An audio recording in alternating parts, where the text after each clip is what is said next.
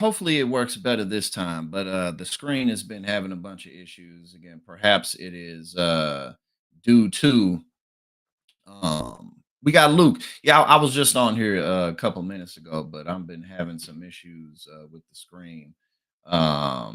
Maybe the signal with the hurricane going on. We'll see what happens. Hopefully we're good this time. But yes, we are going to get straight back into it. We're going to talk about Mayor Eric Adams. We're going to talk about a couple of things. Trump in his endless grift with the $100,000 watches and a few other stuff that's definitely worth covering. So let's get back into it. I'll start from the top of the article that we began, and then I'm going to get into some videos. Libby, Margarita, Twin, any corporatist. Yes, we back. And it's looking like it's all good right now.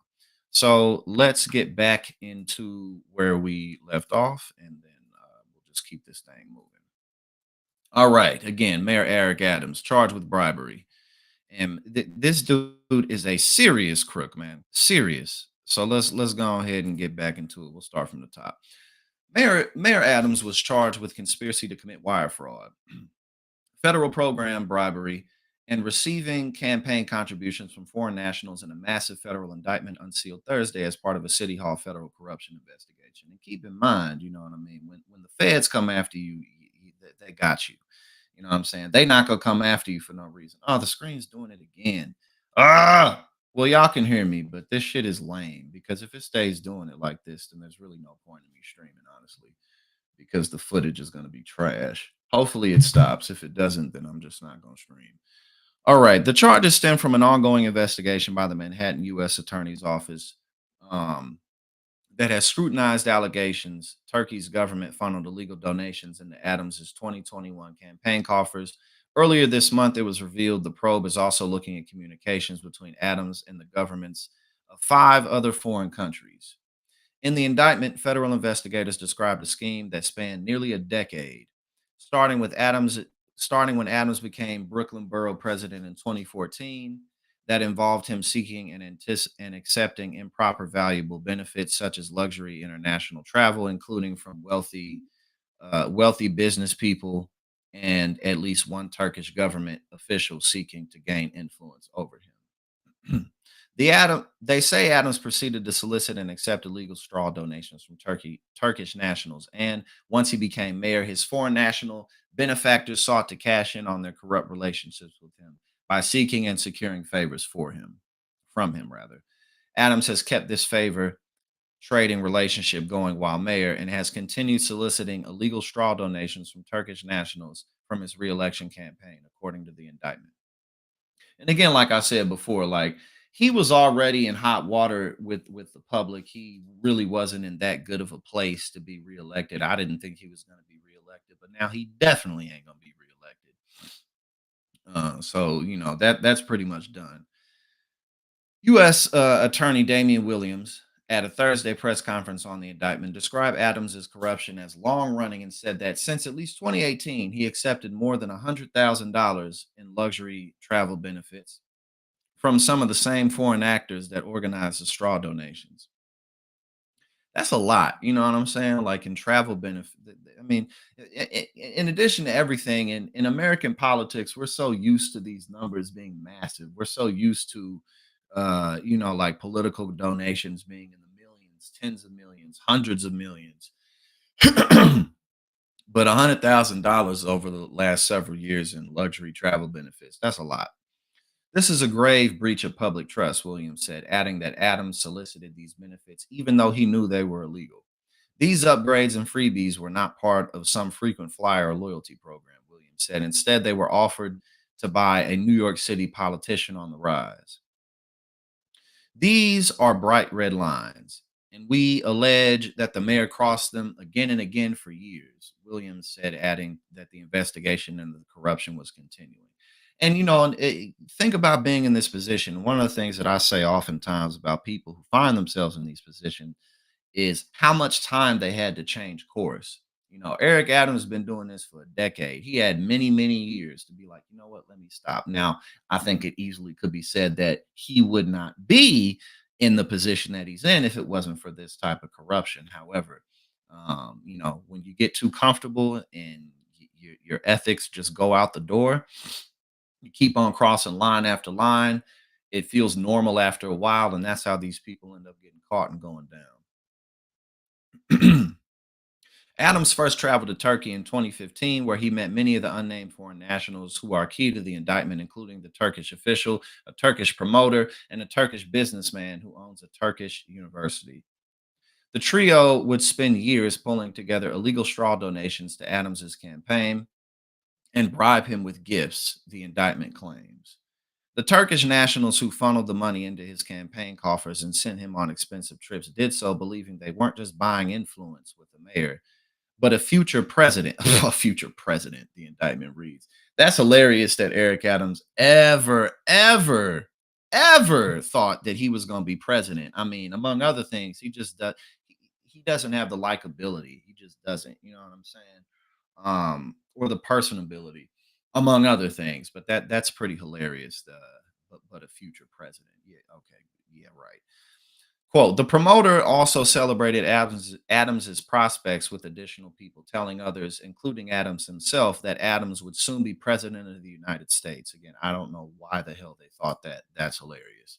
The indictment reads, quote, similarly, the Turkish official wrote to an Adams staffer that given Adams's increasing prominence, the foreign minister of Turkey is personally paying attention to him. After accepting the travel perks and free flights, Adams was told by the Turkish national that, quote, it was his turn to repay him. Well, of course, they're not going to do that for nothing. Opening a new 36th floor Turkish consulate, the indictment read. So that's what he got back for it. The FDNY official responsible for the FDNY's assessment of the skyscraper's fire safety was told that he would lose his job if he failed to acquiesce. If he failed to acquiesce. Uh. All right, where we at? Some of the people at FDNY thought the building had so many issues and defects that the building was not safe to occupy. So the Turkish officials sent word to Adams that it was, quote, his turn, unquote, to support Turkey.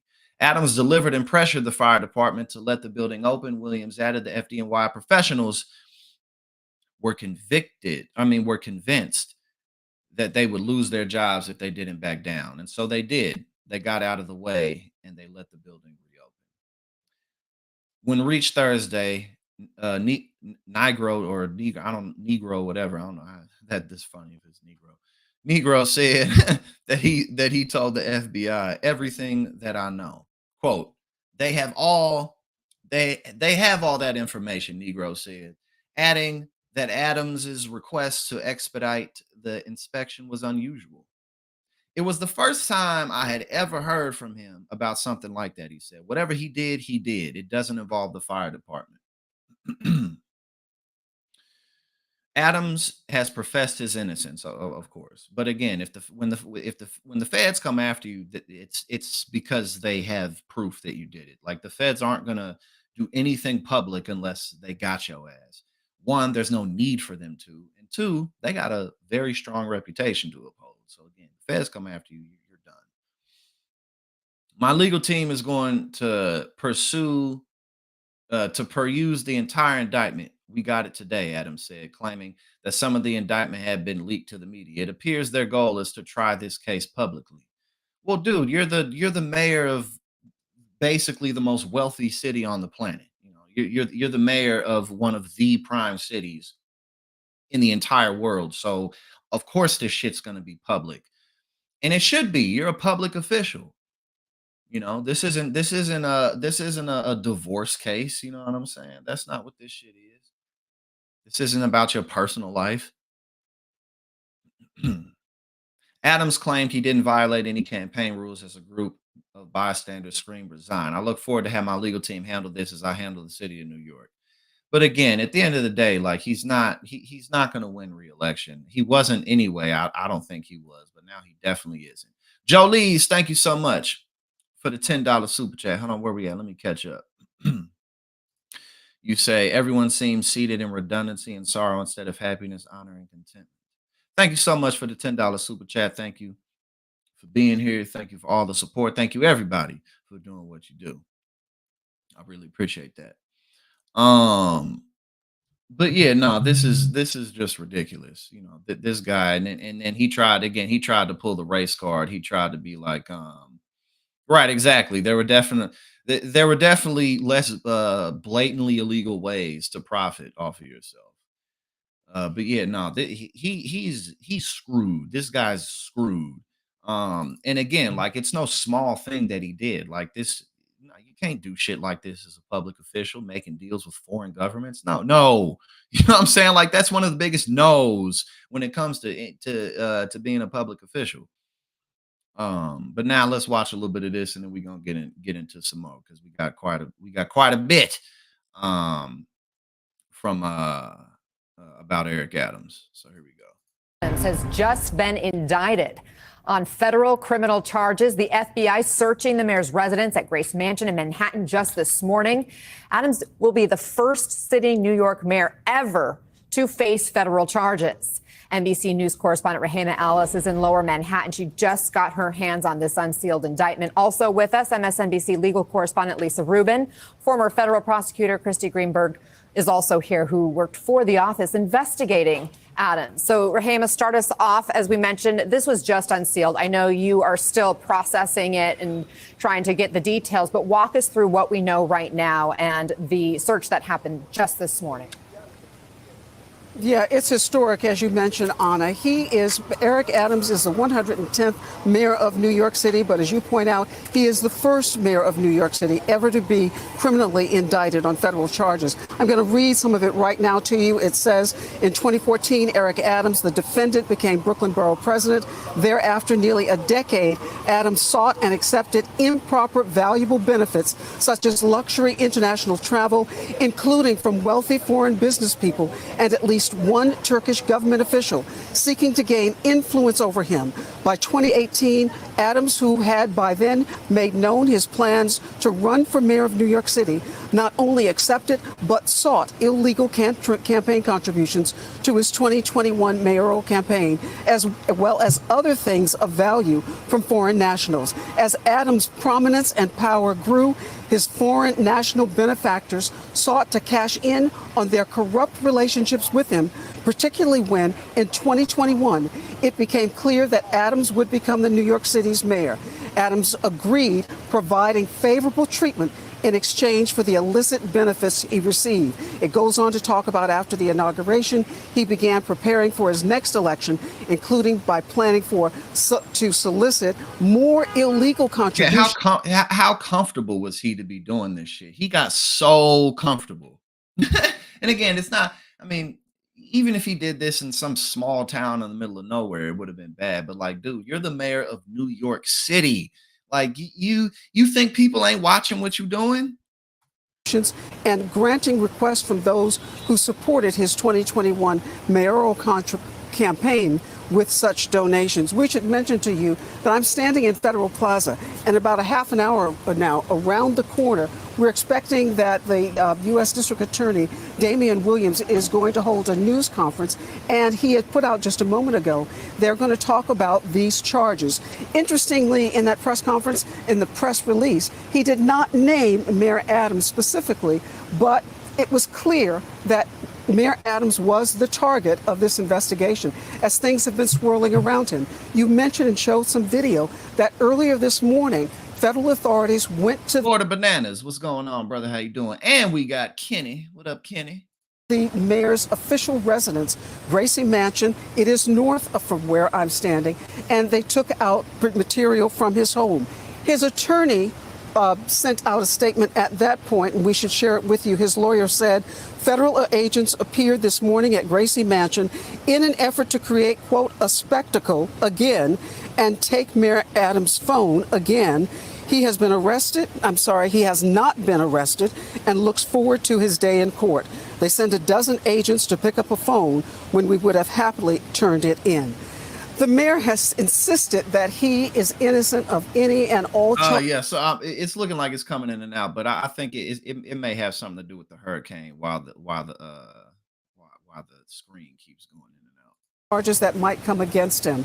And it's interesting, though, because his administration has been bombarded with scandal, if you will, and allegations of illegal activity, in as much as an investigation has been going on now almost from the time he became mayor in 2021.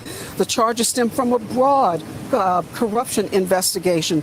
And they even examined, now we have the indictment says, the mayor and his campaign conspired with the Turkish government to receive illegal foreign donations. As you know, it is against the law for foreigners to participate by giving money in an American political election.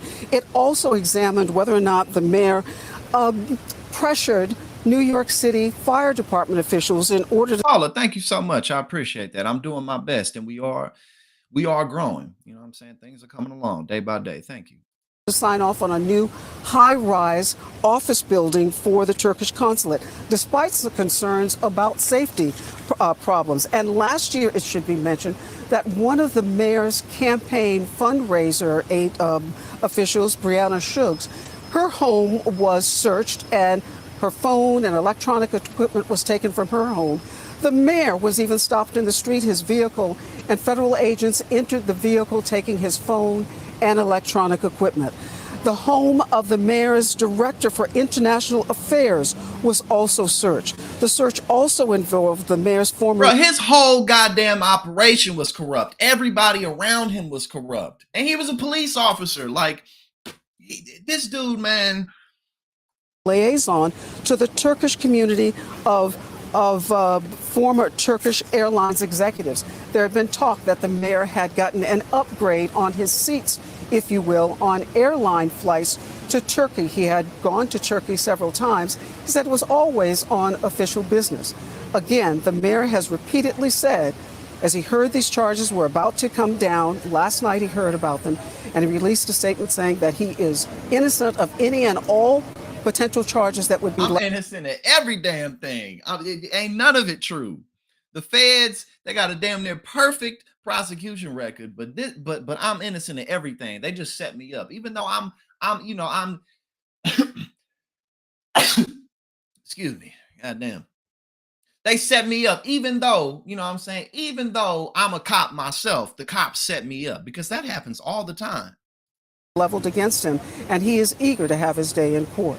Anna? Rahima, please keep looking at this indictment. Come back to us momentarily with new information as you have a chance to really soak in what we're learning. I do want to note there are 5 counts in this 50-plus page indictment. Count 1, conspiracy to commit wire fraud, federal program bribery, and to receive campaign contributions by foreign nationals. Count 2, wire fraud. Count 3, solicitation of a contribution by a foreign national. Count 4, solicitation of a contribution by a foreign national. And count 5, bribery. So, Lisa Rubin, these are extensive charges, and it looks like all connected to illegal campaign contributions for the mayor by the Turkish government in exchange for things like luxury travel. Right. And I would say, actually, Anna, there are some here that deal with campaign contributions, and then there are other aspects of it, the bribery scheme, that seems more like a pay-for-play scheme. In other words, we will give you free luxury travel in exchange for you doing additional benefits for us as representatives of the Turkish government or Turkish business interests.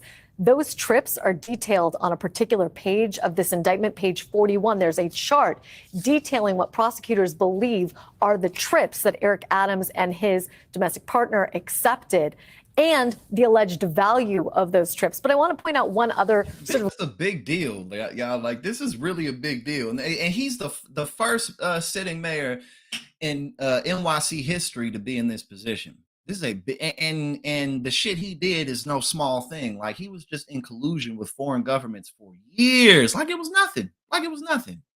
A glaringly obvious thing, but maybe not so obvious to our viewers, which is that this is a 57-page indictment against a single person, Eric Adams. There are no other defendants here, and yet there are lots of other people who are detailed and strewn throughout this indictment, named not by their actual names, but by descriptions. There's a person described as the promoter. There's the Adams staffer. There's businessman 1, 2, and 3. These are people who, if not known to the general public, are certainly known to prosecutors and, more importantly, known to the people who represent them. These are people who are now in the crosshairs of this investigation because what is the first of those 5 counts that you just detailed? It's a conspiracy count. It's a conspiracy to commit the rest. And, I mean, Eric Adams always struck me as a kind of somewhat dumb guy, which is a good explanation of why he went along with this type of stuff so openly the way that he did for so long. It ain't a lot going on up here when it comes to Eric Adams. It really isn't. Of the substantive counts, wire fraud, bribery, and solicitation of unlawful campaign contributions. So there are a lot of people who understood that perhaps they were under investigation, who are not yet in the clear, and whose lawyers are probably on speed dial to them right now discussing what they should do in response to this single person indictment, not dissimilar from the Sean Puffy Combs indictment that you and I were just discussing last week, where he too is the only defendant. Christy, this is from your former office, the U.S. Southern District Attorney's Office. What stands out to you as you're going through this? So what stands out to me is one paragraph in particular here where there is discussion about what it was that Mayor Adams was going to do for these Turkish officials. And there was some reporting about this before the indictment, but it's laid out more clearly in the indictment. He pressured fire department officials to open up this Turkish consulate building, this high-rise, $300 million high-rise that Turkish President Erdogan wanted to have this grand ceremony 3 years ago when he was in New York for... This dude is out of his damn mind. This dude is out of his mind. He gave a building to Erdogan. And these motherfuckers was talking about maybe he'll be president one day. Yeah, no, that was never going to happen. But, ooh. This dude is so damn corrupt, he can't even see straight.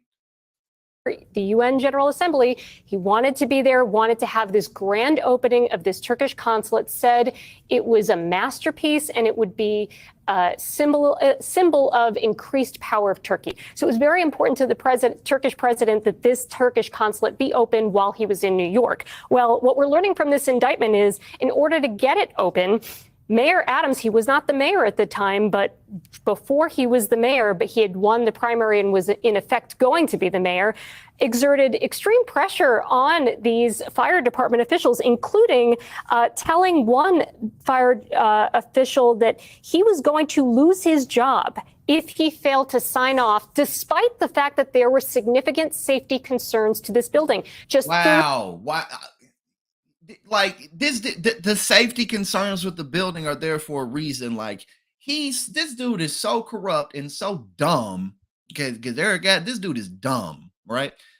Fuck the safety of anybody who might be in this building. I just want to do a favor for these people who bought me. Like he is so bought and paid for that he's willing to put people's lives at risk just so that Erdogan can have this goddamn building that he wants.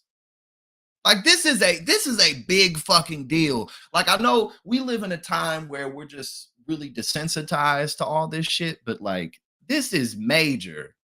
3 days before this consulate opening was going to happen, there were concerns about the elevators not working, deficiencies with the smoke detectors. I mean, significant deficiencies. But according to this indictment, you're gonna lose your job if you don't sign off on this defunct building. This dude ain't shit, man.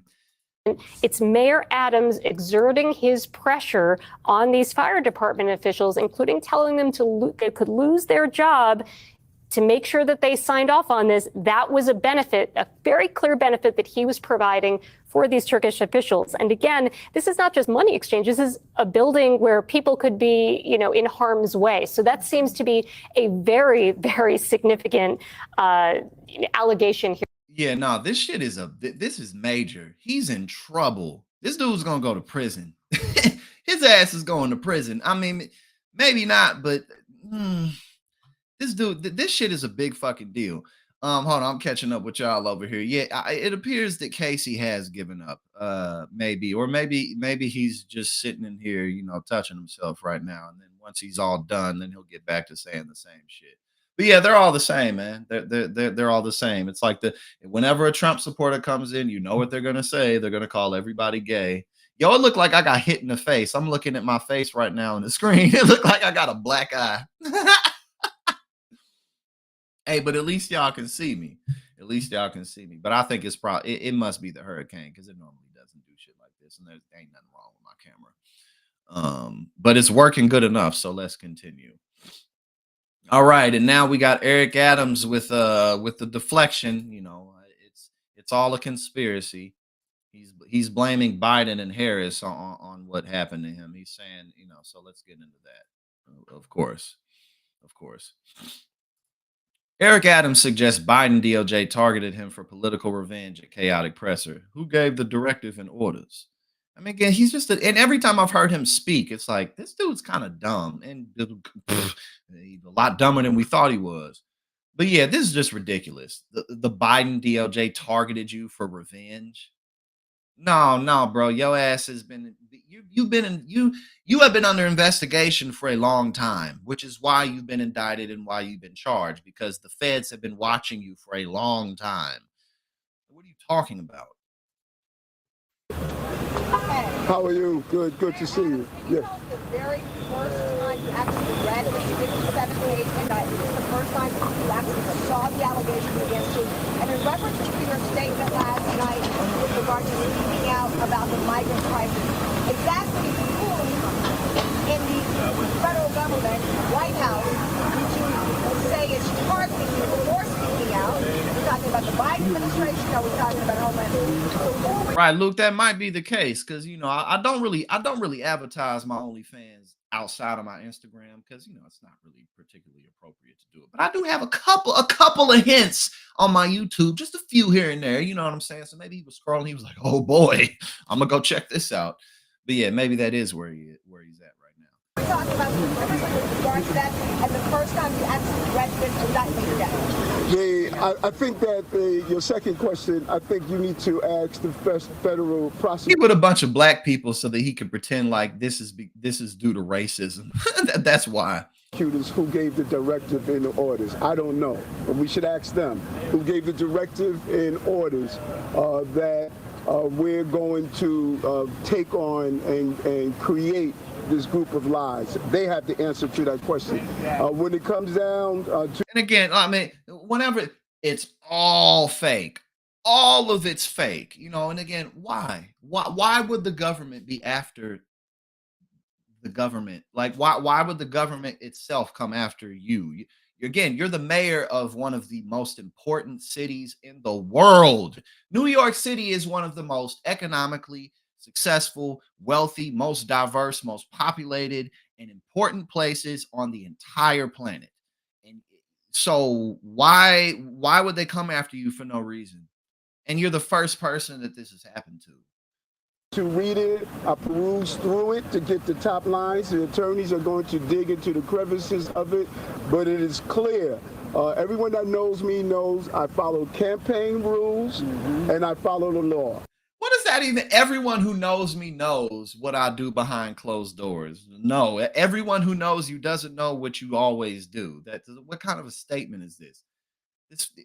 That is how I lived my life, and I don't see coming into the 60s and my age all of a sudden change what I've done all the time. I follow the law and I follow the campaign rules. Thank you.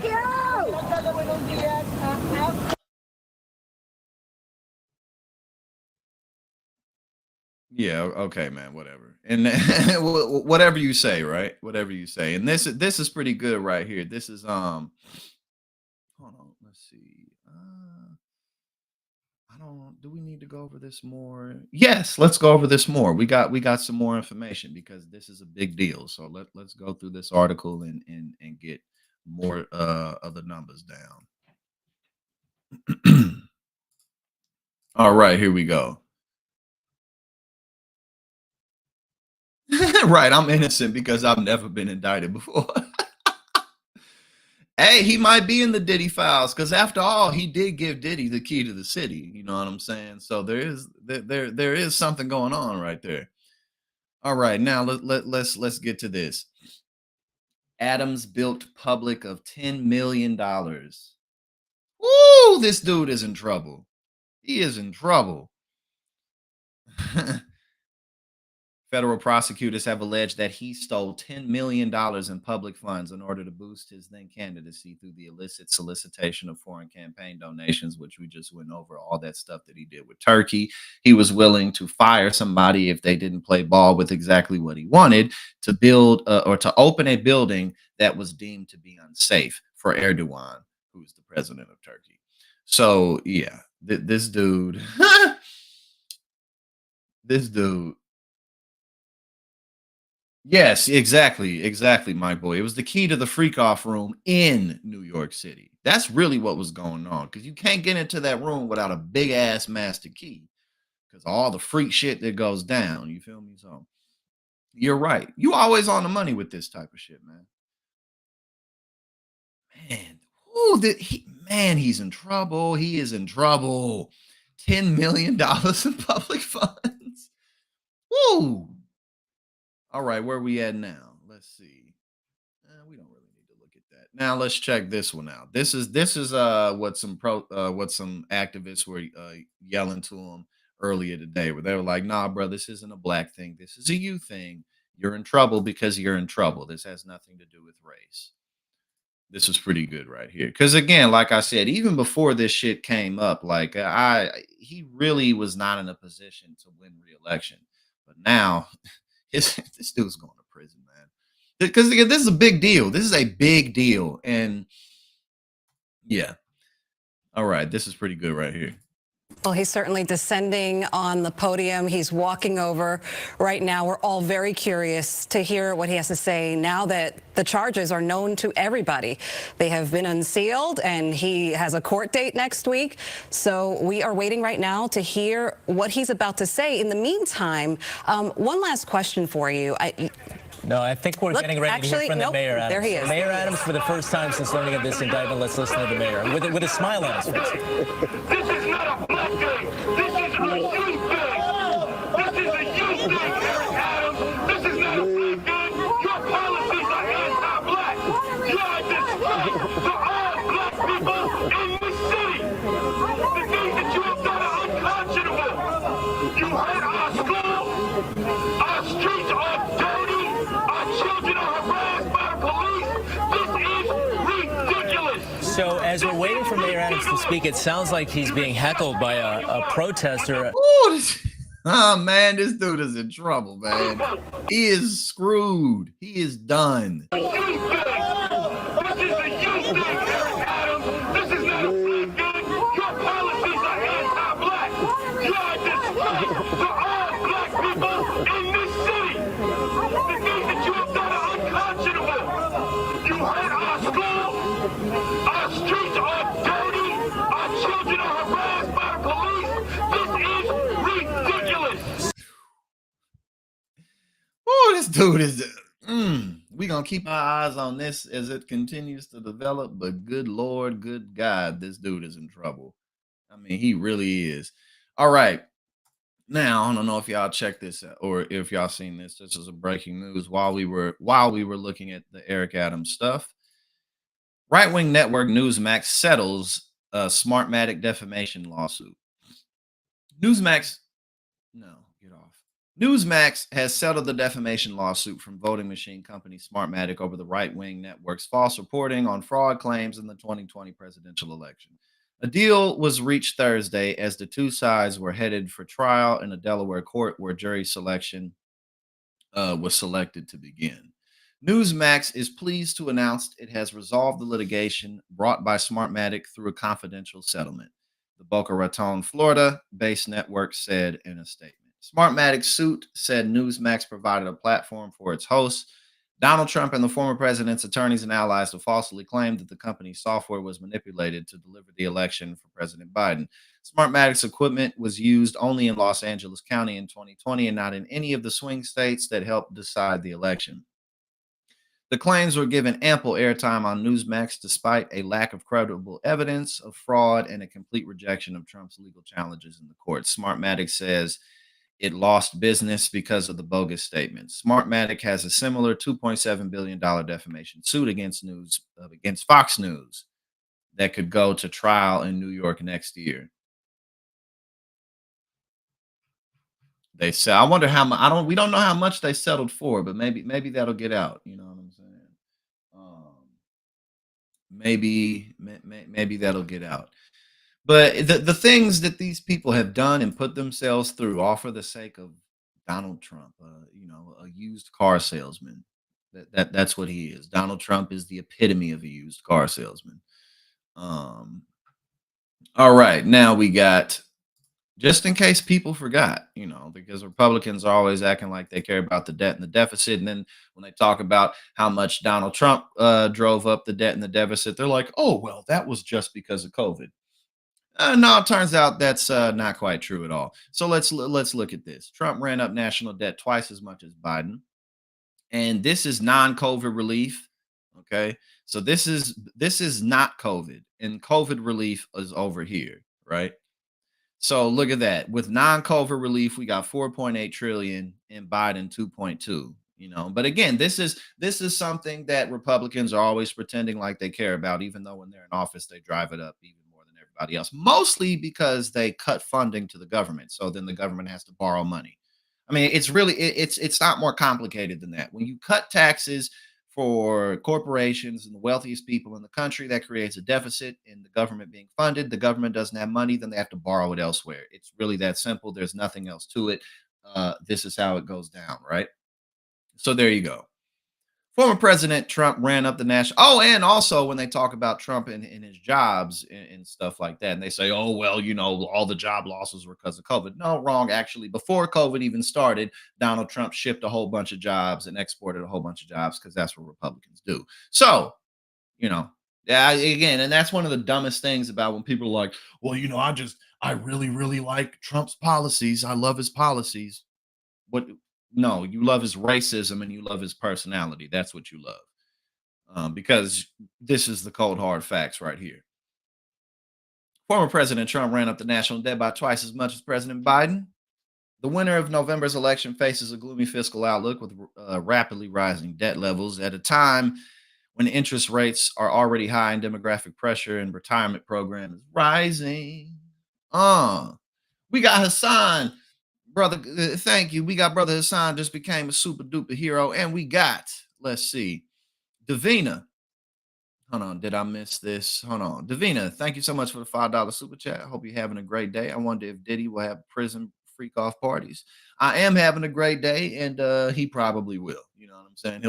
He might as well, because his ass probably ain't never getting out of prison. He got a minimum of 15 years. He's gonna be in there for a while. So, he might as well have some freak off parties with Eric Adams. You know what I'm saying? Go ahead and throw Eric Adams up in there because he did give him the key to the ultimate freak off. So yeah, that's how it's gonna go down. Hassan, thank you so much for updating the membership. I appreciate all of y'all for rocking with me. All right, now we got but yeah, that's pretty much it. I just wanted to briefly bring that back up. You know what I'm saying? That tax cut that he gave. But these are the numbers right here. Non-COVID relief, right? Non-COVID, 4.8 trillion. And this dude, he was a one-term president. He wasn't in there for 8 years. He was in there for 4 years. COVID relief 3.6, Biden's 2.1, Biden's non-COVID relief 2.2, Trump's 4.8. So again, if this is something that you really care, and keep in mind, remember when Dick Cheney said the debt and the deficit don't matter, because they kind of don't. I mean, they do, but they kind of don't. You know what I'm saying? Like, for a few reasons. One, because the United States, in terms of our productivity, has been through the roof for quite some time, and it will continue to be. And also because when these other countries own a bunch of our debt, it's in their interest to make sure that we're okay. So like the United States, obviously this does matter, but it's not as big of a deal as Republicans pretend like it is. And clearly it's not, because look at this bullshit. But that's just, quickly to go over that, just real quick. All right, hold on. Let me catch up with y'all where y'all at and make sure I'm not missing nothing. So you just had a funny thought I drove. Jackson, do you think Trump will debate Kamala Harris again? No, I do not. No, he's not. Not only has he said that he won't do it, but his campaign staff said he ain't doing it. He won't stop saying that he's not doing it. And I think that they have a They have a town hall. Both Trump and Kamala Harris have town halls scheduled for CNN. So nah, I don't think he's gonna do it. I mean, and he might as well not, because he's not going to do better. One of the biggest reasons he won't do better is because he's lazy and he doesn't know shit and he's not going to prepare. So it'll be just as bad as the first one. But because he's not doing another one, I mean that's so embarrassing for him. It really is. It's like, really, bro. Like, and he keeps saying, it's like a prize fighter. You know, when the prize fighter loses a fight, they immediately ask for a rematch. You mean like how you did after you won the debate against Biden, and you were like, ain't nobody buying it. But no, no, I don't think he's gonna do it. I don't think he's gonna do it. And even if he did, it wouldn't go well for him. But no, he ain't gonna do that shit. All right, now Melania, she got interviewed, and we're not gonna watch much of it, but there are a few clips, and I figured we might as well look at some of it. All right, so we got Fox host agrees with Melania that maybe God's sparing Trump's life. Well, if God is sparing Trump's life, it's so that he can, like, get found guilty on stuff. I guess, I guess that's why. I don't know why else. You called him and he didn't answer his phone, and you called Secret Service. And what did they say? First, the Secret Service was not available too because they were with him, right? And then after that, I got the Secret Service on the phone, and they said that Melania hates Donald Trump. He's okay. We are on the way to the hospital. He will be okay. And were you able to talk to him on the phone Yes, eventually? I did. And then your son rushes into the room, Yes. and he had been told. Hassan, thank you for the $5 super chat. And yeah, Eric, even before all this shit happened, Eric had a lot of issues. He wasn't gonna get reelected, but now his ass is almost certainly gonna go to prison because the charges are against him they're a big deal. This shit's a big deal. It just is. Thank you for the $5 super chat and for the updated membership. Your son is in college, I understand, but he's still your child. This is his father. How difficult was that to have that conversation? Very difficult. Very difficult. He was outside playing sport, and he rushed in, and was very, very difficult. And then a few weeks later, there's another attempt on your husband's life at your golf course. Where were you, and what was your reaction to this attempt? I was in New York City, actually, and I saw it on the television. And as soon as I saw it on television, I called again, and he was okay because Secret Service were great. The guys Margarita, you funny. She said, damn. that they were with him, they were fantastic. And I think both of the events, they were really miracles. If you really think about it, the July 13 was a miracle, like that much, and he could not be with us. And he normally doesn't call for that one screen. He waits Correct. till the end of the Correct. speech. So just looking at that screen allowed him to turn his head. Yeah. And he said it was providential. Does this make you believe in it more, in a higher power? How has that been for you? I mean, just what, I just find it to be an incredibly inappropriate instance to talk about God looking out for people. Because how in one breath can you say that and then not talk about the firefighter who lost his life? So I just, I just feel like if these people had any empathy and really thought about things before they said them or did them, they wouldn't bring up that point, because how disrespectful is that to the man who lost his life at the rally? It's like, what? So God does, it's just wildly inappropriate. And stupid, you know what I mean? Like, it's just and disrespectful to the man who lost his life and his family. But yeah, I think that's ridiculous. And then we don't need to watch it, but also in the interview, she said how the Democrats in the media is fueling a toxic atmosphere that led to his assassination attempts. But actually, what led to, and keep in mind too, the Secret Service and the FBI have busted people for attempting to assassinate Joe Biden and Kamala Harris too. Like, I mean, when you're in a position like that, there's always some kook, some crazy person in the country who's planning some shit like this. So it's not, it's pretty much everybody in that position. That's what the Secret Service is for. They're always looking out for something like that. But both of the people in the last month plus who tried to assassinate Donald Trump were right-wing extremists. That's what they were. So, you know, and that's what Donald Trump has cultivated around him. But yeah, I just think that's such a ridiculous framing. You know, it's like, oh, God cares about Donald Trump so much, but other people, man, not so much. It's just stupid. All right, now I know that y'all seen Rep. Clay Higgins from Louisiana tweet out that BS about Haitian immigrants. I know you saw that. And let's see. He says he deleted the post, but he's doubling down on it. Mike Johnson was like, "Oh, I know him really well. He's a great guy." You know, people on the floor told him it's inappropriate. Told him it's inappropriate. He said something about he prayed about it and then he took it down. Like, again, why are you bringing God into this? Like, why? No, Clay Higgins is an adult. He knows better than this. No, God didn't tell him it was wrong. He knew it was wrong. You know, it's just Republican in their defamation of Christianity. They really defile it in what Christianity is supposed to be about. Christianity is the real message of it is to love your neighbor and to be there for people and to have empathy and to do good works in your community. That's really what it's about. It's not about self-adulation and arrogance, which is what Republicans have defiled it into. But this is nothing new. Republican congressman stands by deleted post telling Haitian migrants to get their ass out of the U.S. I'll say what I want. You know, again, these people are children. They're children. Like, if I want to do it, I'll say it. You know, say, like, hold on, I gotta bring this up.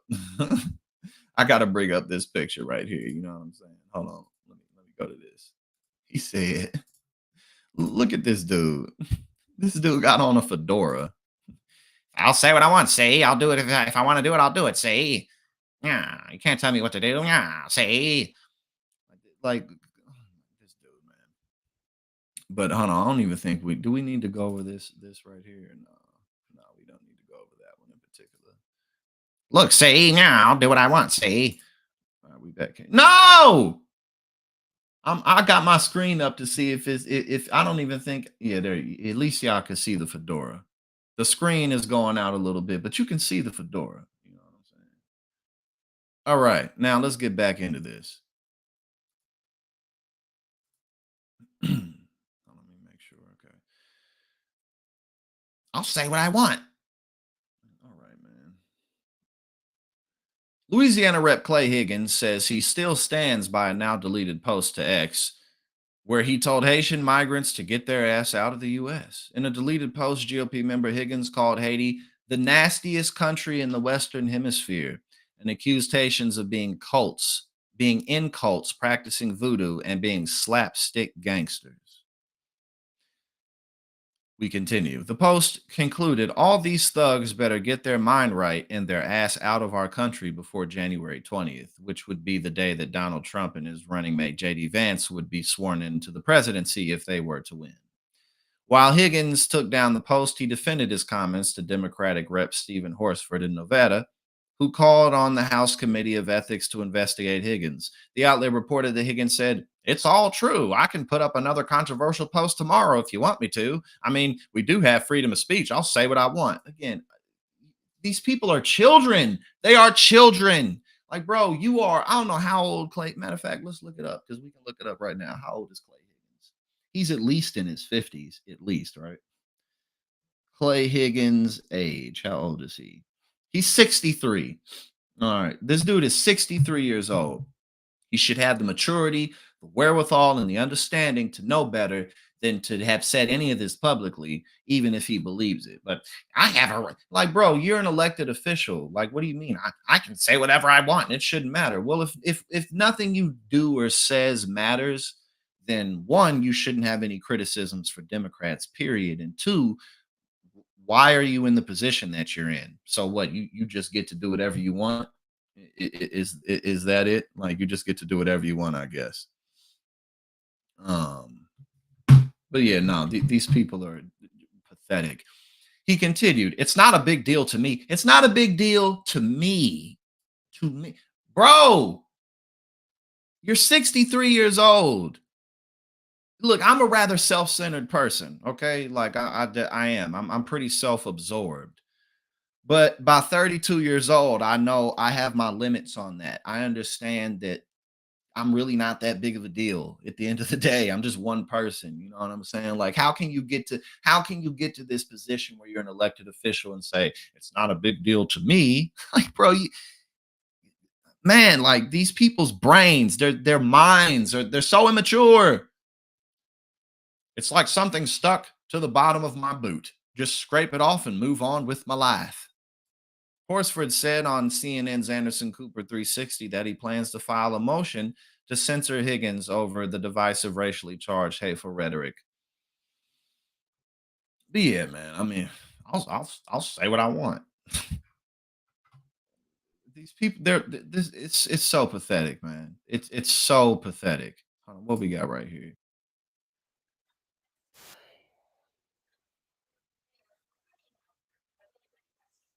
This is the whole thing. Hold on.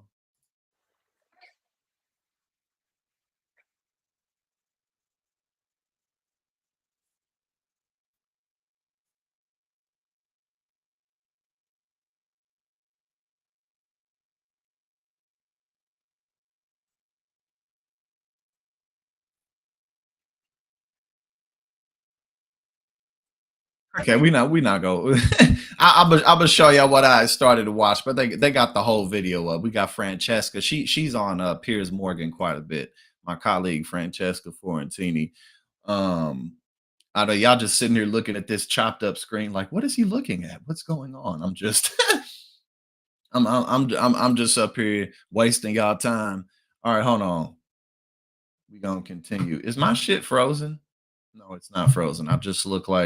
I look like a pixelated monster from what's that game called?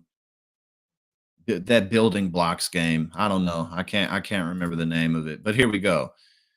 We'll watch it. I'll show y'all what I was looking at, but we're not gonna watch this whole thing because it's just too much. But Francesca, Jank, he be getting tired of Piers too, because Piers is always like, I'm an independent. I don't lean to the right. I don't have a preference for conservatism. Like, no, clearly you do. And he's always kissing Trump's ass because Piers Morgan was on The Apprentice. So he's like, I can't make my friend Donald mad. It's time for you to shut up and listen to the women who are telling you loud and clear, we are dying out here. But then again, you have TDS, so I understand. Because years ago, he was looking for death. Yes, Minecraft. Thank you. What did I say? What the hell did I say? I said 3D craft. What? I don't even remember what I said. People in a crowd, right? To me, I look at that, I say, that's concerning. I mean, sweetheart, if you're sending a guy nudes, it's not demure. I don't mean to be a prude, but it's not demure. Hang on, calm down, lefties. All you do on this show is play off social media algorithms to get people to fight. You lead with it in the cold open, and you get the clicks, and if you don't hit a mill, you never ask that person back. Yeah, no, we don't need to watch. We don't need to watch it. I thought it was shorter clips. It's the whole 38 minutes that we're not gonna watch, but yeah, no, he's so annoying, Piers Morgan. He really is. The way he pretends like, I don't have any bias. Everyone has bias, but you definitely got bias. The way he tries to sane wash Donald Trump and make it seem like he makes any type of sense. Donald Trump don't make no damn sense. And he just babbles. He babbles so much that Fox News and even Newsmax will just cut away from him in the middle of his rallies and his interviews, because he just rambles. He just says a bunch of nonsense, and it's getting worse and worse and worse. He's losing his mind more and more. Now, I thought this was pretty funny right here. I didn't look all the way through this. But no, this is this is funny right here, Nikki Haley. I haven't forgotten about Trump dissing my husband and calling me bird brain. Then why did you endorse him? And even more than that, why are you campaigning for him? I mean, how embarrassing is this? How embarrassing. It's like anybody with half a brain in their heads knows that Kamala Harris is not going to turn this country into the Soviet Union. It's not. It's not going to happen. She'll keep the country stable. So like if you really care so much about conservative policies, then why are you? And again, why did you endorse and why are you campaigning for Donald Trump? If you really, really care that much about this, it's so stupid. She's so inauthentic. She really is. Donald Trump's personality.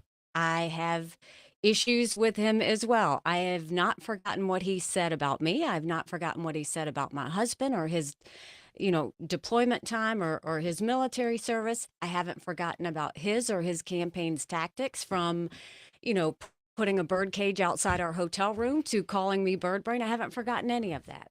Put a bird cage outside of your hotel room and you still campaigning for this dude. Like, why, Nikki? For what? Like, she's completely discredited herself, bro. Her old voters are voting for Kamala Harris. A huge chunk of the people who supported Nikki Haley are gonna vote for Kamala.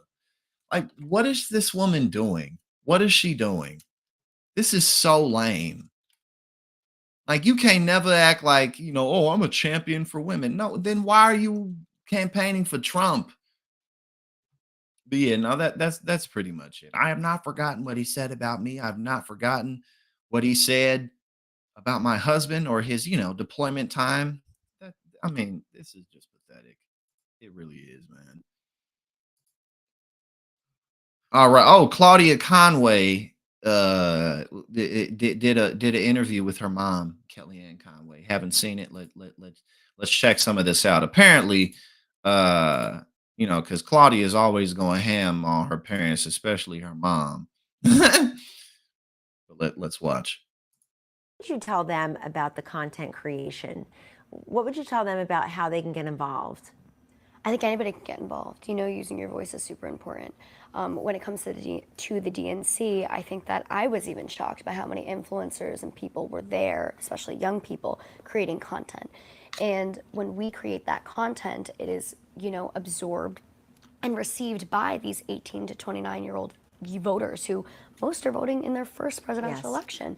And so that, I think, is the pinnacle of all of this. And it's something that we don't talk about as much. We don't see it in the polls as much. But the influence that social media has and that influencers have and all of these Get to the drama. Where's the drama? That's what we came here for. Ads have. It's big. It's a big influence because we have a massive portion of this generation who are apprehensive when it comes to politics. They don't want to talk about it. They don't want to hear about it. They don't want to get into arguments, And when they are fed all of this, like, okay, Donald Trump said this, Kamala Harris said this, it involves them. And people also want to feel a part of something. So where's the drama? But if we had to talk about the action, we see geniuses. They've created some versions in the 9th month.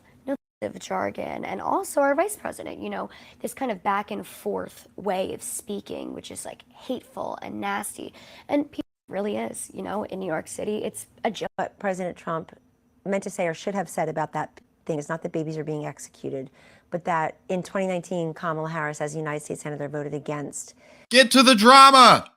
The Infant Born Alive Protection Act. All that is if you survive an abortion, and some do. I've met Melissa Odom, for example. She's an abortion survivor. They're not going to execute babies after. No. But do you think that we should give them, no, not execute, I'm saying, do you think that we should give them food or water or warmth once they do survive an abortion? Absolutely, because if it's a living child who is viable outside of the womb, they are a living, breathing human being. And killing a living human being would be first-degree murder, which nobody. She hates her parents so much. She's doing, and so when we talk about these things, when we talk about abortion, this isn't as dramatic as I thought it would be. Let's continue. I thought we were going to have a little bit of fireworks. You know what I mean? I thought there was going to be some fireworks there, but no fireworks. Now this is pretty funny, right? This is pretty funny. Let's check this out. This is what Trump says Kamala Harris's agenda is. So let's look. Let's look what he has to say. Here it is. This is her plan. Kamala's Project 2025. How the projection, unbelievable. I mean, you know, first and foremost, you say that you have nothing to do with it. No, Kamala has something to do. Kamala's with Project 2025. Citizenship for 20 million illegals. Okay, there's not even that many undocumented immigrants here in the first place. But okay. Ban gas. Okay, so citizenship for 20 million illegals. Clearly, that's not true. That's 20 million people aren't just going to be given citizenship. So obviously, that's, you know, ban gas-powered cars. That would be an economic disaster. No, that's not happening. Clearly, that's not happening. Replace police with social workers. Clearly, that's not happening either. Do we need more social workers in policing? Yes, for, you know, de-escalating situations with people that may be going through mental health crises or what have you, or if you're dealing with kids or you're dealing with family situations. Okay, so we got, okay, ban fracking. So far, all four of these are false. Transgender surgeries for minors. Oh, these people. Okay, okay, 5. We're at 5. False. Transgender surgery for minors, because, you know, that's a thing that happens all the time. This is so stupid. Taxpayer funded reparations.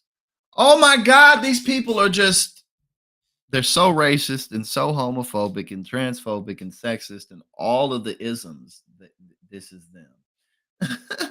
Okay, so we're at 1, 2, 3, 4, 5, 6. Okay, so far 0 and 6. Pack the U.S. Supreme Court. That'll probably happen. So there's 1 for 7.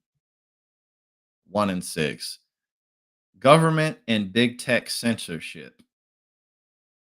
Don't know what that means. Cashless bail for violent criminals. Don't know what that means. Federal takeover of all elections. What is that supposed to mean? Use tax dollars to fund abortions. That's illegal. That's been illegal. Mandate vaccinations. Vaccinations are already mandated. You have to get vaccinations for like tetanus and measles and all that shit when you're a baby. So this is, these are the dumbest people in the country. Require government approval to buy a gun, because that's a terrible thing. You know, we don't. God, these people are horrible. Like this. Again, this is Kamala's Project 2025. Immigrants. No more gas-powered cars. No fracking. No more police. Transgender surgeries for minors. Reparations for black people. Oh my God. Mandate vaccination. This shit is so damn stupid, man. Oh, hold on. Let's see. Yeah, my boy got his flu shot. Yeah, they're gonna mandate the vaccinations. You feel me? Oh, it's so embarrassing. It really is. No, we don't really need to look at that. That's not important. Oh, let's get to this, okay? Let's go ahead and get to this, okay? Because this is one of the things that I even got in my title. So let's talk about it. My man's Donald Trump has sold gold shoes, pieces of his suit, gold coins, NFT flashcards. He has sold ties, steaks, everything you can imagine and name. And now, oh, they got me blocked out, but y'all can still hear me. It's all good. We doing better though. You know what I'm saying? We doing better. We getting through the stream. But now my man's is selling $100,000 watches. He is the ultimate grifter, the ultimate used car salesman. And he has millions and millions of people in this country who literally follow him as a god. Trump sells $100,000 gold watches on same day Melania insists people can't afford basic necessities. Do we have a video? Hold on. no. Okay, so we got this link, gettrumpwatches.com. Trump watches. Oh, yeah, we gonna go to this website in a sec for sure. I got this pulled up. The official Trump watch collection is here, and these watches are truly special. You're going to love them. Would make a great Christmas gift. Don't wait. They will go fast. Get your Trump watch right now. You're going to love them. All right, we're going to check out these watches too. We're going to check them out. So let's go ahead and bring this down. Let's go to TrumpWatches.com. GetTrumpWatches.com. All right, let's see what's up. Mike, boy, you're going to have to go ahead and get you one of these, player. You're going to have to get you one of these watches. Let's check it out. We are on GetTrumpWatches.com. Hello, everyone. It's your favorite president, Donald J. Trump, here to introduce something really special. I think you're going to love it. My new Trump watches. We're doing quite a number with watches, and the quality to me is very important. The Trump Victory Tourbillon. He's such a clown. He is the biggest clown. He is the dumbest person in public life in America. He's the big, and millions of people just follow him blindly. Like, bro, this dude is selling $100,000 watches 40 days before the election. Oh my God. This isn't just any watch. It's one of the best watches made. It's a tourbillon watch with almost 200 grams of gold and more than 100 real diamonds. That's a lot of diamonds. I love gold. I love diamonds. We all It's a lot of diamonds. I love gold. I love diamonds. do. Only 147 of these extraordinary watches will ever exist in the world, and owning one puts you in a very exclusive club. What did that shit say? I have watch number one, and I'm going to keep it. It's mine, and that's the way I want to have it. I have watch number one, and I'm going to keep it. It's mine, and I... Each watch is numbered and extremely rare, a true collector's item, and it includes a personal letter signed by me. Get your Trump watch right now. Go to gettrumpwatches.com. It's Trump time. Oh my God, he is the biggest clown in the world. Magnificent Trump watches. Choose yours. We got the red face. We got Trump. We got his brand. We got his signature. You know what I'm saying? We got Donald. What does his signature actually say? Because it doesn't look like that says Trump. What does that actually say? It's just a bunch of squiggly lines. It literally is a bunch of squiggly lines. Oh my God. This shit is $500. Red, silver tone. Fight, fight, fight. Bro, who's buying this shit? Who? $500. Pre-order now. If you okay, sorry, are the people even gonna get these watches? Right? So it's Trump time. It's always Trump o'clock when you have on one of these beautiful gold and diamond watches. This one's $100,000. The Trump Victory Tour Billion. $100,000, only 147 pieces, each numbered. He has number one. I want to keep my watch. It's Trump time. Oh my God, this man is unbelievable. He really is one of a kind. Truly, truly one of a kind. This does look like a mall watch. This $100,000. Who's buying this shit? Okay, they got two watches. They got the Tour Billion and the Fighter watch. This ghetto ass shit. Okay, so this is the black and the gold. Okay, so they got a couple colors to choose from. Yep, here we go. The black. Okay, they got the so there we got the rose gold. They got the rose gold thing. This one is the gold with the black face. This is just the all gold. I like this one. I like this one. This is my favorite one. The gold with the black face. And there we got this is the fight, fight, fight watch. The all black.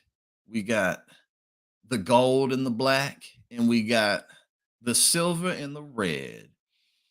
It's always Trump time. Well, there you go. If you got $500 laying around, if you got $100,000 laying around, then go ahead and get your loved one of these Trump watches for Christmas. There's only 147 pieces for the Trump what was it, the Trump billion watch. So go ahead and get that for your loved one. You said my kid said Trump watches sounds like a reaction channel. It does sound like it. Yeah, that does sound like a reaction channel. Trump watches and Trump's just sitting there like the failing New York Times. Yeah, that's exactly what that is.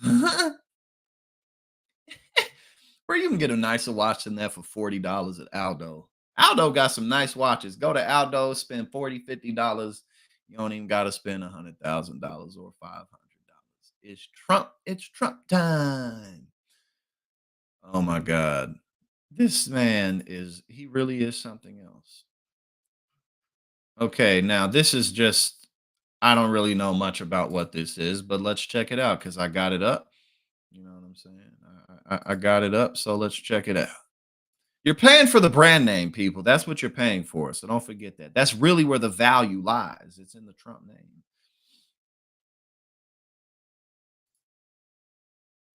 Reporter captures desperate attempts to get a word out of stone-faced congressman. This meant like, no, I'm just... Apparently, he never talks to him. I'm a reporter who covers New Jersey's delegation to Congress.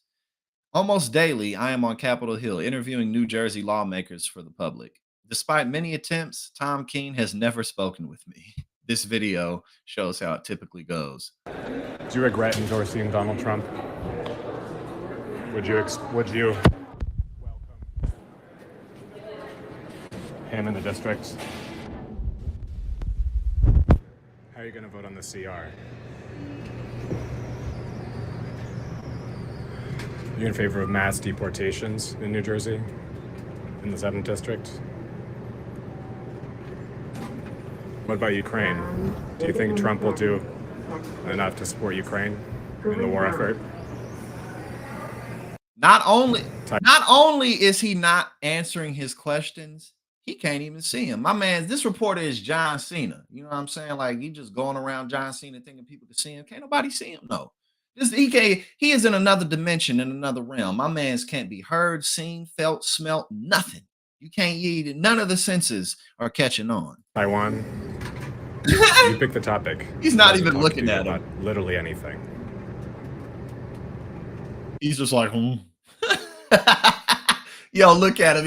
He won't even look at him. This is hilarious.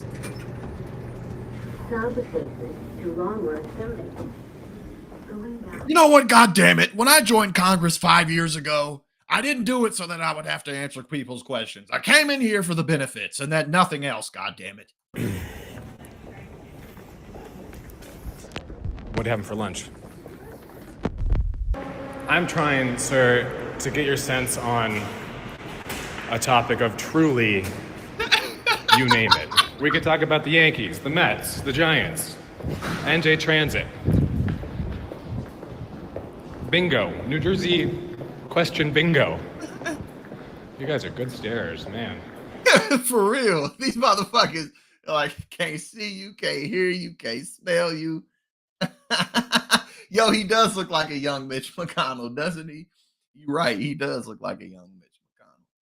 He's married. He appears to be married. That doesn't really mean much, you know what I'm saying? But hopefully he has more of a personality with his wife than this, because goodness. But yeah, he does look like a young Mitch McConnell. How do you feel about your campaign with Sue Altman? Optimistic? On edge? This is so funny, bro.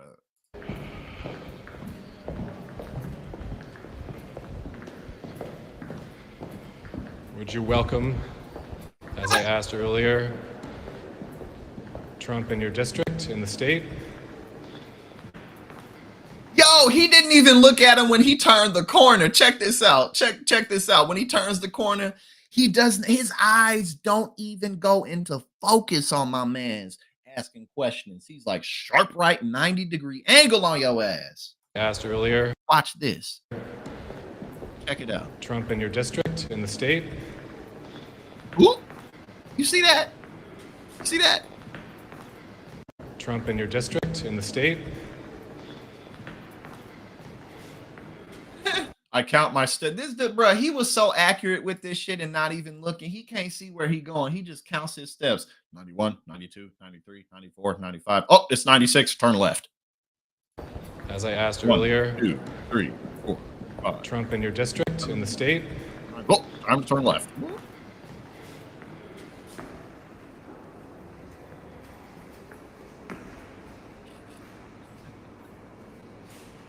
Hey, but I guess that's a better way to go about it. I guess that's better than to be like, get the fuck out of my face. Fuck off. I don't want to answer any questions. Because one of the guys in Congress, I don't know if he's in the Senate or Congress, one of the two, but he body slammed a reporter. He picked him up and body slammed him. Or was he running for governor in Montana? Some shit. I don't know. No, the guy in Congress or Senate was going to fight a team. He was like, you want to go? You want to fight?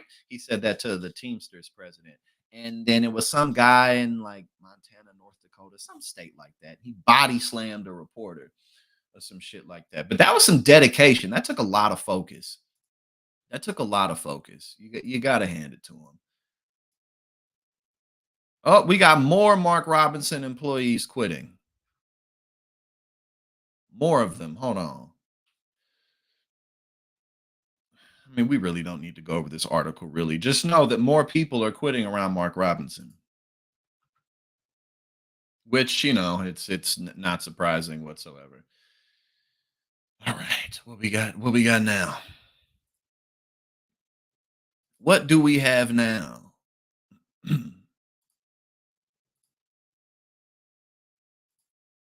We got some Trump fan love. We got some Trump. Yes, thank you, Greg and Carlo. Thank you. See, y'all know what's up, man. Anytime I don't know something, y'all know what's up. Oh yeah, he was like, you stand your butt up then. Hell yeah, they was in some hearing. Shit is hilarious. Hassan, thank you for the $5 super chat. He said we've never dealt with a tropical storm in Atlanta before.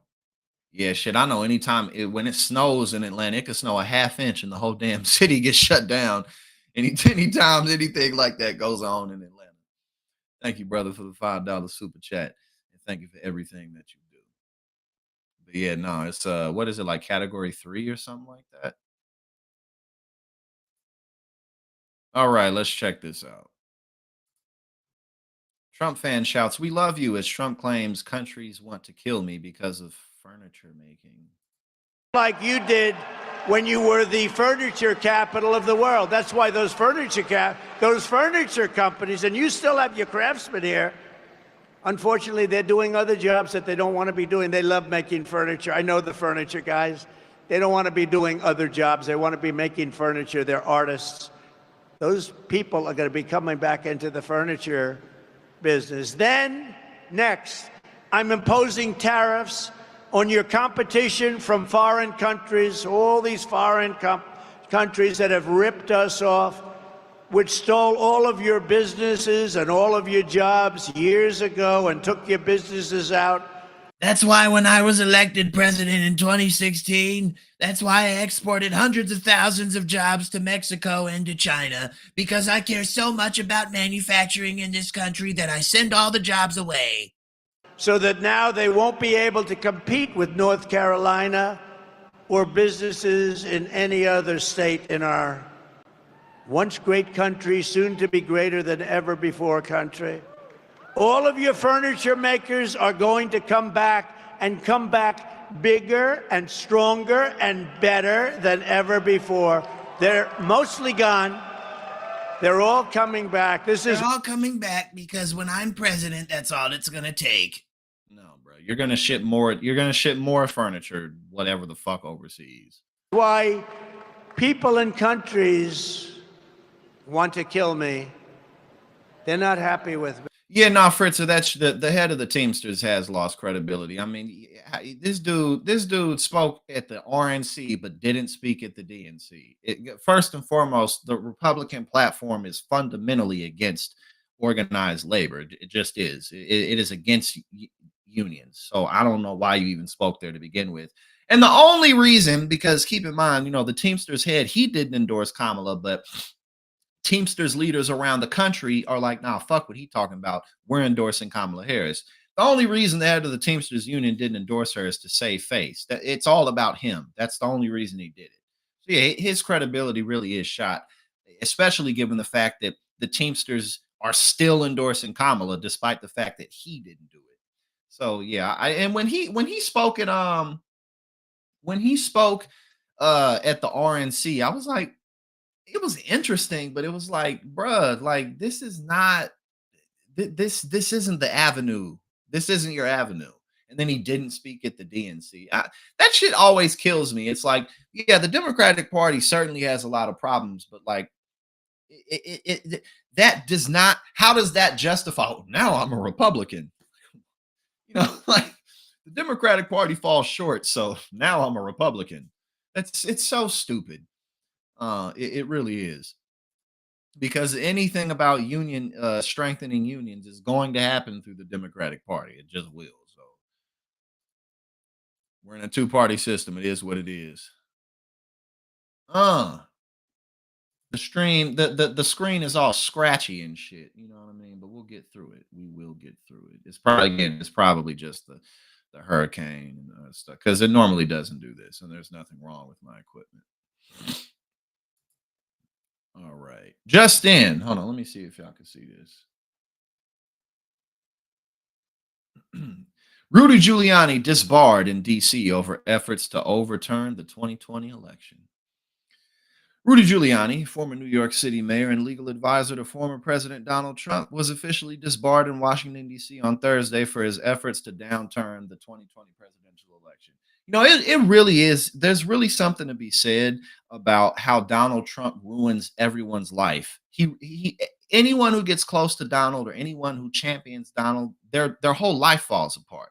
Look what happened to Mike Lindell with My Pillow. You know, he turned his life around from being a drug addict, got hooked on Trump, and lost everything. You know, I mean, look at Rudy Giuliani. You know, this dude had his career as a prosecutor. This dude was the New York City mayor. I mean, he was always racist and all that shit. Yeah, but whole life fell apart when you got connected to Trump. Like he has been no good to anybody. People have sold their souls to this dude for nothing. The ruling handed down by the D.C. Court of Appeals in the latest in a series of legal defeats for Giuliani, once hailed as America's mayor. This decision follows the conclusion of a Washington, D.C.-based bar discipline committee last summer, which determined that Giuliani had forfeited his right to practice law through his frivolous and destructive actions in a damning 38-page decision. And remember, too, you know, because of Giuliani as well. Right, Dr. Oz, right. But Rudy Giuliani was harassing those poll workers, those women in Georgia. They had to move several times because of him. You know, so like he deserves this very much so. He claimed massive election fraud, but had no evidence of it. And like he didn't know. He knew like he didn't know. The decision continued, quote, "The misconduct here sadly transcends all his past accomplishments. It was unparalleled in its destructive purpose and effect. He sought to disrupt the presidential election and persists in his refusal to acknowledge the wrong he has done." Well, I guess he's getting what he deserves at the end of the day, right?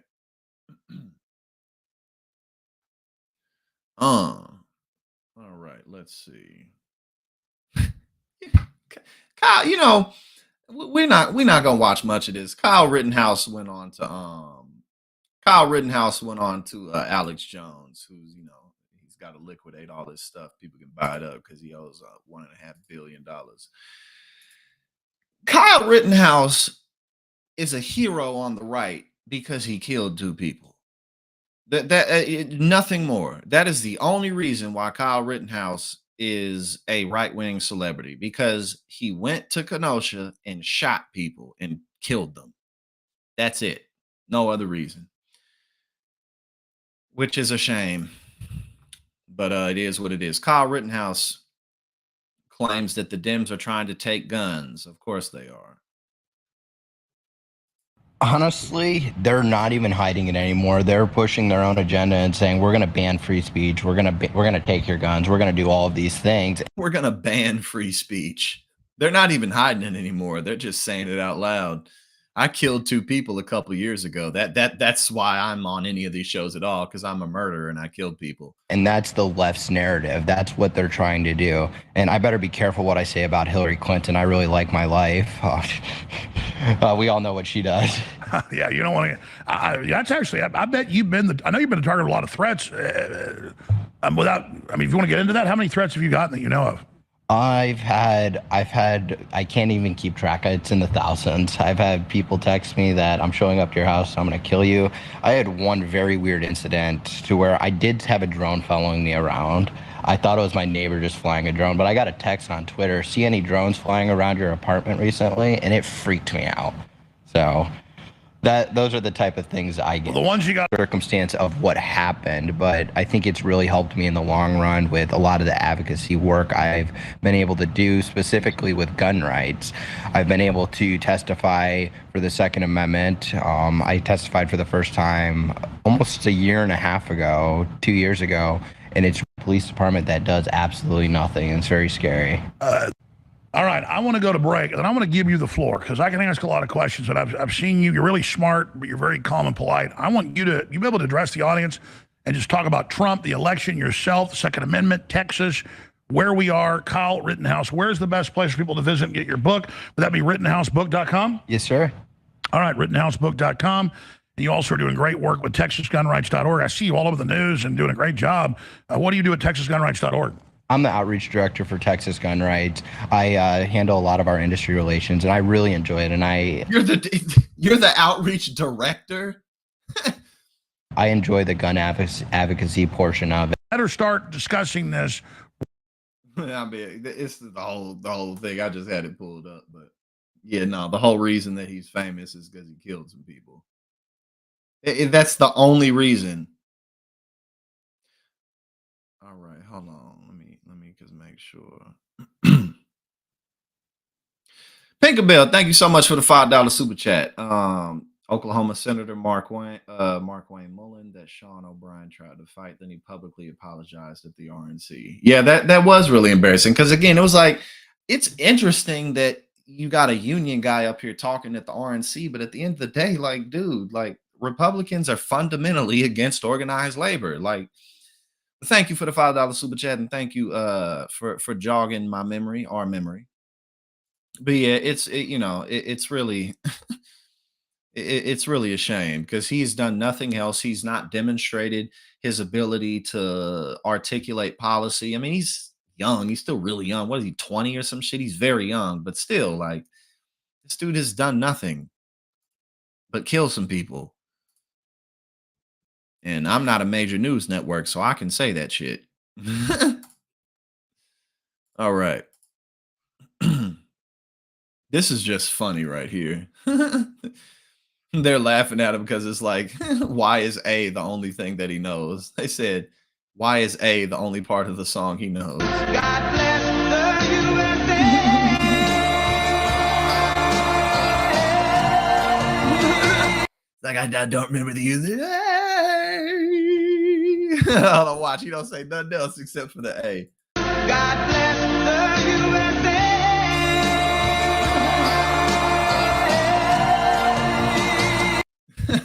We gotta watch that one more time. God bless the USA.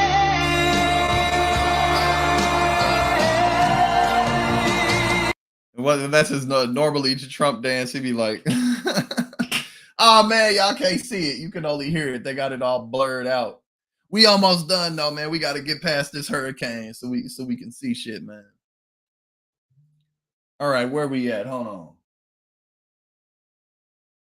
Okay, no, we don't need to look at that. That's some rather it's kind of irrelevant to this. Okay, this is to the surprise of no one, right? Damn, I wish y'all could see the video that I just had up, but you can. It looks like the screen's all screwed up. Look like it's all screwed up. I don't know if y'all could see it, but it's all good. All right, let's get into this. A new study shows that Republicans are kind of racist. Not that we really needed a new study to know that. But here we go. A growing share of GOP voters see diversity as threatening to American culture. Diversity's dangerous, y'all. We can't be doing this shit, man. A 56% majority of Trump supporters say that growing diversity is threatening American culture. That's so stupid because, again, there's really not much else to pour into this. It's, again, this is just to the surprise of no one type of shit. But at the end of the day, it's like what the United States is a country. It's a nation of immigrants. That's what it is. It's what it's always been. Because the Native Americans, they was over here doing their thing. There were millions and millions and millions of people over here doing their thing, had their own nations, all that shit. And then Europeans came over here, disease wiped out most of the people. They kept on taking over land, built the country through slavery, kept on taking and stealing more land, breaking treaties that they had with Native Americans. Like, fuck y'all, fuck this, fuck all this shit. You know what I mean? And then people from overseas kept pouring into the country. That's what this country is. So the whole idea that American culture is being threatened. What is American culture? Like, what does that even actually mean? You know what I'm saying? Like, it's what does that mean? You got Germans, Italians, Polish people, you got Caribbean people, you got all these people from all over the place. You know what I'm saying? Like, this has always been a nation of immigrants. And there was a time when Italians weren't considered to be white people, and neither really were. I think it's 100 million. I didn't say the number, but I think it's 100 million or so people that were here in the Americas. Hassan, brother, thank you again. Here, yeah, I'm gonna I'm putting my email address in here now. Thank you for the $5 super chat, and yes, all right, there we go. But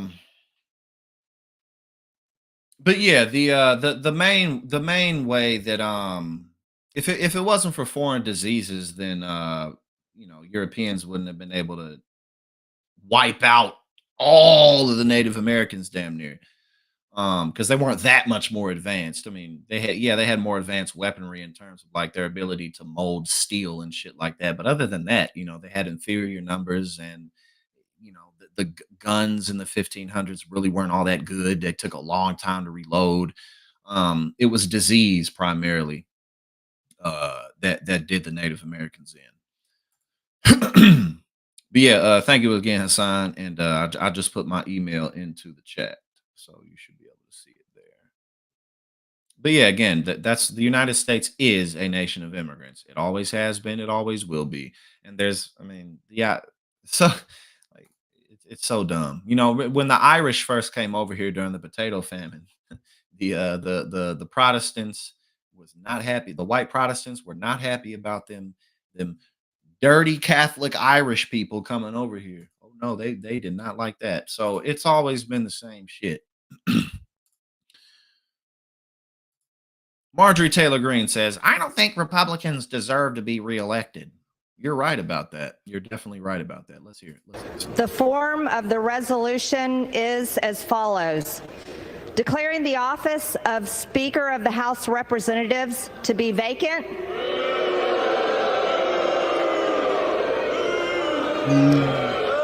This is the uniparty for the American people watching.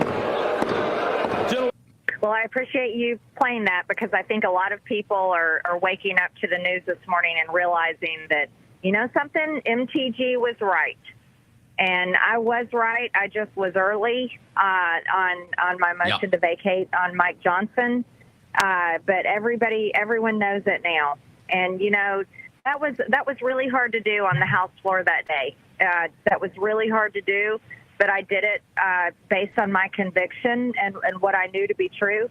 Is Mike Johnson is not our speaker. He is the speaker for the Democrats. He's the speaker for the Democrats, Mike Johnson. What does that even mean, Marjorie? He's not our speaker. He's the speaker for the Democrats. Why? Because you didn't get the SAFE Act in there, even though it's already illegal for non-citizens to vote, and it really doesn't happen in any significant way, never has, never will. I guess, you know, because couldn't get that symbolic bullshit in there. He's not. What does that mean?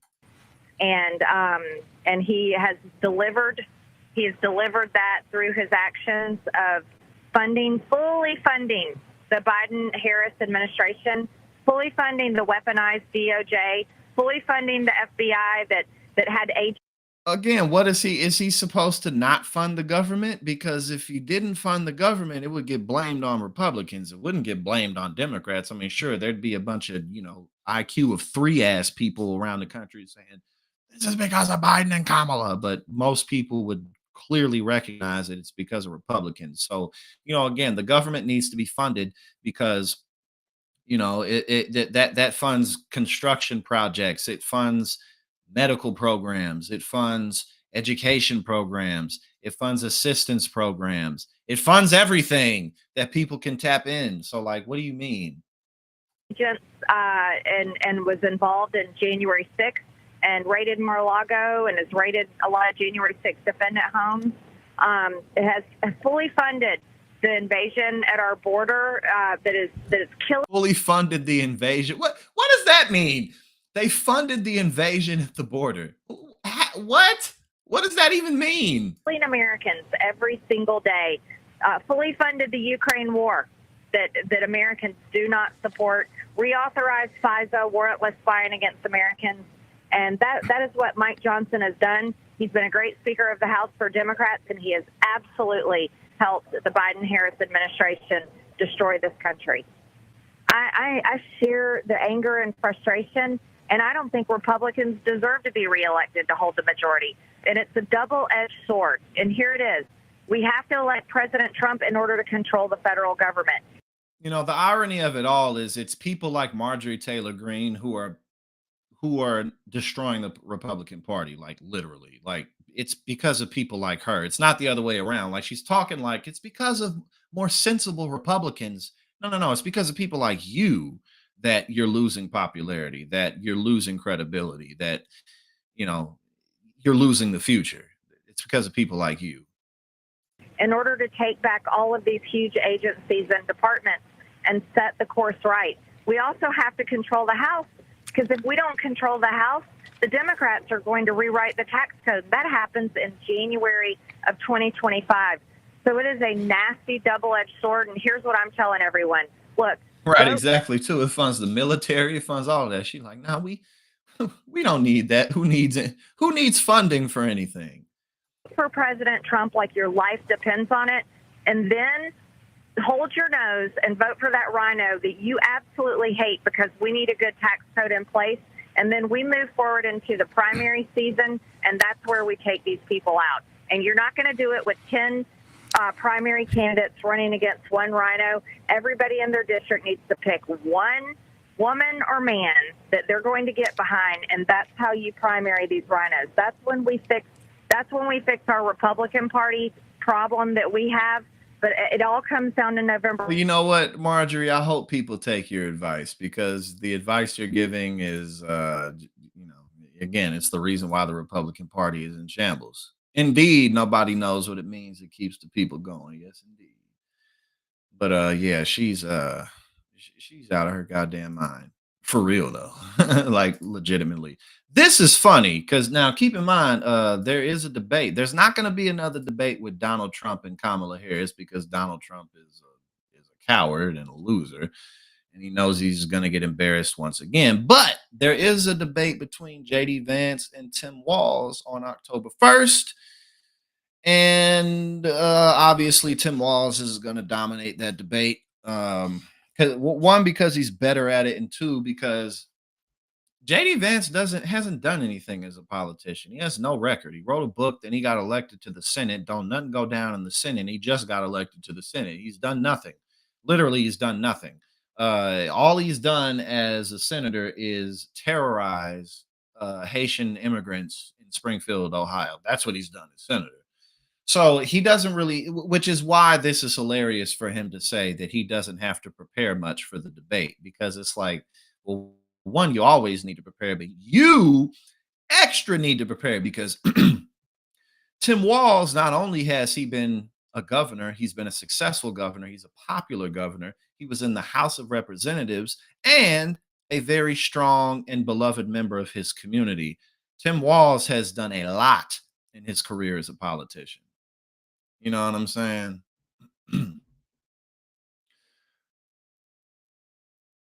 Oh, we got Damien. Oh, we got another Trump supporter in the bin. You got a whole lot to learn about politics. It's MAGA or nothing. Yeah, we just totally off base. There we go. Judge Joe Brown. Judge Joe Brown just dropped a video of trans tampon Tim in drag twerking. And yes, that was him. You so-called men in the chat voting for Kamala. All of these people are the same. You said don't be on the wrong side of history, son. Damien, you're talking to yourself, brother. You're talking to yourself. Now, again, back to this. Now, it's ridiculous for him to say he doesn't need to prepare because, I mean, everyone needs to prepare. But like I said, JD Vance he's done nothing as a politician. He says, what we're going to focus on is that I make a concise and direct appeal to the American people as possible about Donald Trump's successful policies and Kamala Harris's failed policies. Kamala Harris's record is one of undorable groceries, unaffordable. I think they meant to say unaffordable. I don't know what unadorable, whatever that means. Unaffordable housing and Americans who are losing their jobs. So I don't think I have to prepare that much because we don't have to hide our record from the people. We just have to talk about it. Ridiculous statement. Absolutely ridiculous statement. We don't have to prepare. We don't have to try. Okay, man. Again, you're already the serious underdog in this debate, but if you don't prepare, then shit ain't gonna go that well for you. Now, let's get into some of this. More of a man and father than you will ever be with that weak white male energy from your party. Stay away from our kids. Moron, you weak male. They're all the same. They're all the same. They're all obsessed with masculinity. They're all obsessed with homosexuality. You motherfuckers are ridiculous. All right, now this is funny right here. This is hilarious.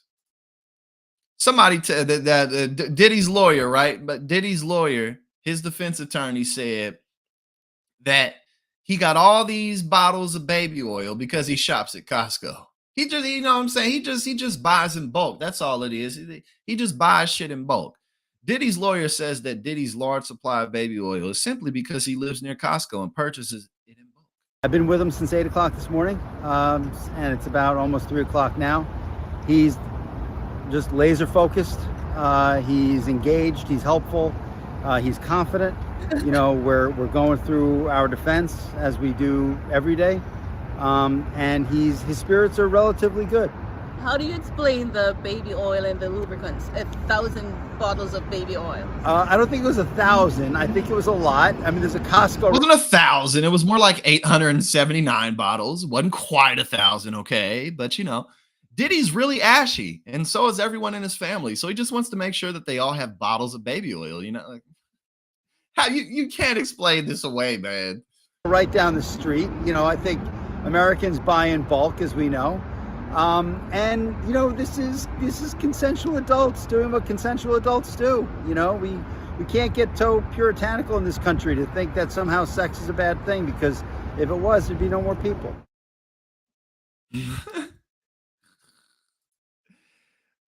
He said he just buys shit at Costco. That's all it is. That's all it is, man. He just buys shit at Costco. Oh my God. That's good. That's good. I love it. I love it. All right. Do we need to do this? Do we need to do this one?